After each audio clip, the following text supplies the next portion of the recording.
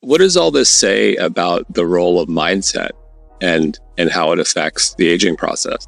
I mean, I had been studying mindlessness, and mindset falls into that category since 1975. I mean, it says a lot.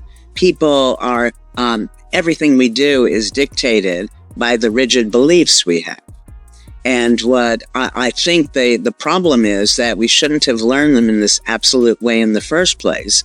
Then we become victimized by them in the second place. So if you assume, when you're young, if you're told, when you get older, your memory is going to get worse, and you buy into that, then every time you don't remember something, you assume it's because you're old, and, you worry about it, and it actually gets worse. I teach Harvard students. These are the cream of the crop, many believe, and I give them an exam, and nobody ever gets 100. They've all forgotten the material they studied just the night before to varying degrees. So young people are not infrequently forgetful. It's just that when they forget something, they jump to the conclusion that dementia, one form or the other, is right around the corner, and start worrying about it. And it's that worry that interferes with loss of our memory. You also mentioned mindlessness, which I'm going to jump to another study, which I just absolutely loved, the chambermaid study. The chambermaid study was the second study we did in the mind-body unity test. So here we go to chambermaids, and we first ask them, how much exercise do you get?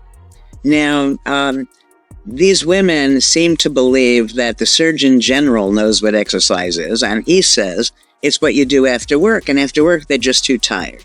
So, in spite of the fact that they're exercising all day long, doing their work, they see themselves as not getting any exercise.